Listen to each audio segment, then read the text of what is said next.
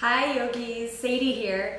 Today I want to teach you the difference between a Shakti kick and a Shiva kick.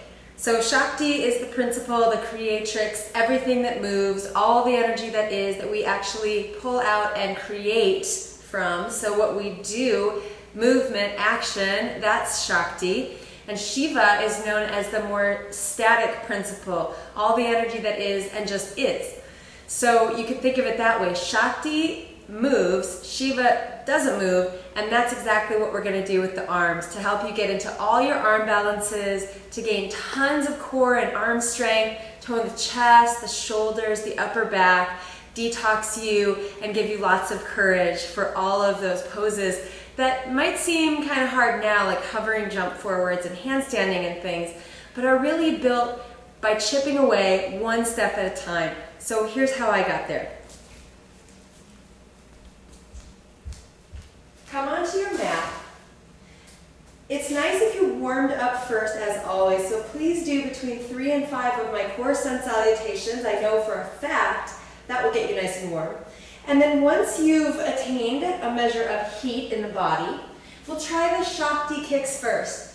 So Shakti kicks are the moving principle, which means that your arms are going to move back and forth from downward facing dog to jumping eventually straight hips over the arms and hands. Look something like this.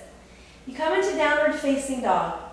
Walk the feet together and squeeze those big toe mounds in a lot. This is going to firm those inner thighs, the adductors, and help you to squeeze the base of your spine with Mula Bandha, the muscles inside your pelvis. So you can think of a fist squeezing around the base of your spine every time you exhale.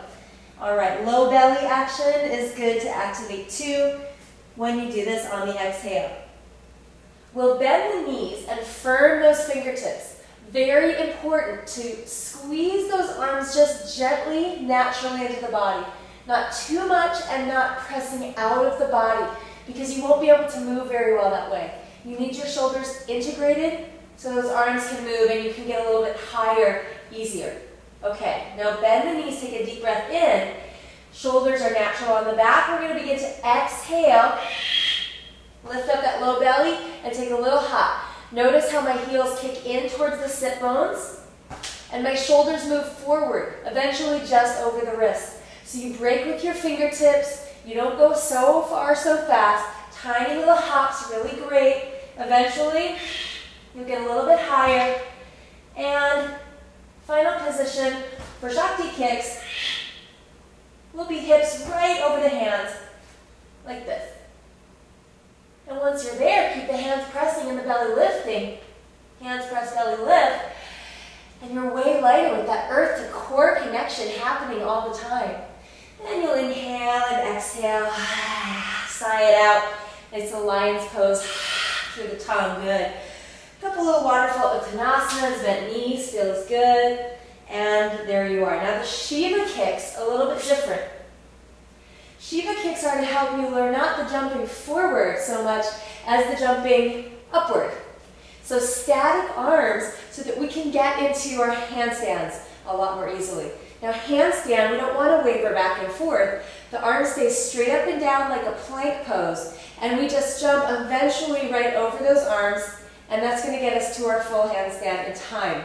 So again, it took me a long time and many of these Shakti and Shiva kicks to get me anywhere close to what you're seeing. So take your time and let the journey be the adventure and the point.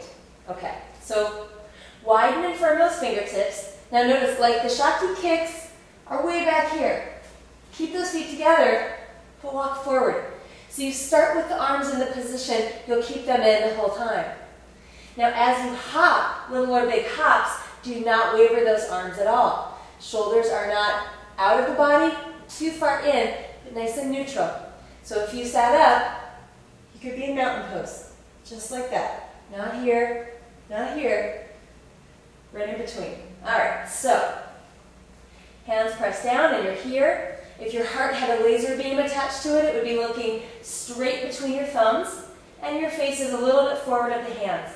So we'll try some Shiva kicks here. On your exhales, You press the earth through the feet. You exhale and lift, zip that low belly up into the body. So you might be here. That's what I did for like a year. And I was like, what am I doing? And all of a sudden it got a little higher and I thought, ooh, interesting. And it just progressed from there. So take your time, no rush. Eventually, see how my arms are not wavering? This is what I got to, just practicing these hops. And one day, you may hover for a moment. That's a nice feeling. Good. So if you can get yourself right up over the arms, eventually you'll try that handstand from there. All right, that's going to be one moment as I rest. So you can try to take maybe 10 Shakti kicks and then rest for a moment. Squeeze those wrists out with my magic wrist clear video to protect those wrists for a lifetime of yoga. And then come back into it, maybe 10 more hops. So maybe 20 hops in a practice, amazing. You're going to get strong fast for all your other poses too, not just handstand. All right, it's a workout. You're going to bend the knees here, arms stay stable. And we're going to exhale and see where those hops take us in time. Pretty fun. Belly stays in, hips stay balancing. So that's the practice for so long.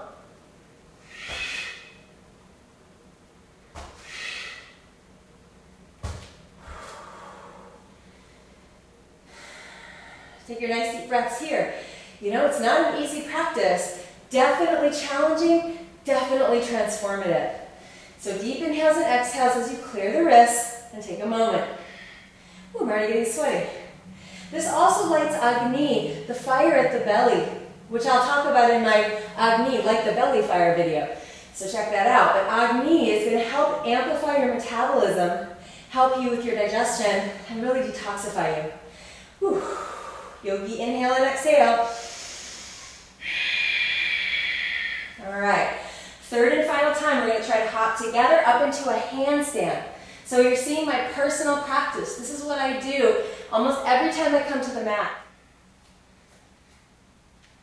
All right, last and final time, we're going for handstand this time. So once your hips get over the hands, you're going to maintain the belly firming into the spine. You're going to curl your tailbone up towards the heels. So we don't get an arched back. We stay really contained along that front body and the tailbone stays long. So if you arch the back here, you're going to go down. You don't want that. You want to squeeze it in and up to maintain. And then the legs just move towards the sky. It's very close to headstand at that point. All right, let's see where it goes.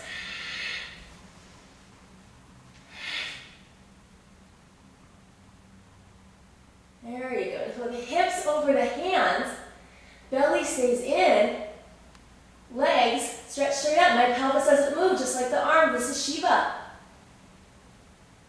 Good. Slowly split the legs and come down. Now remember, if you ever go too far, you're not going for a back bend here. This will make it much less scary for you. You can also do it right up against the wall, a couple feet away. So here are your hops. And if you touch the wall with your feet, that's it. You come right back down again.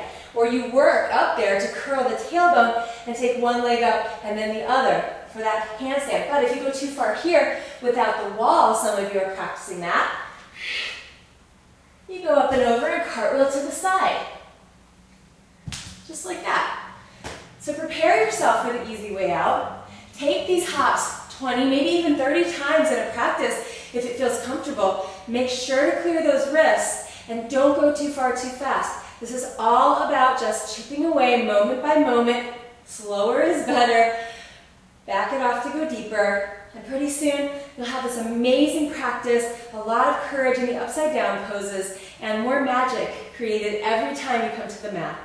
Hope you enjoy, yogis. Take a deep breath with me. Let it out. Good. Release those shoulders and have fun with the rest of your practice. Namaste.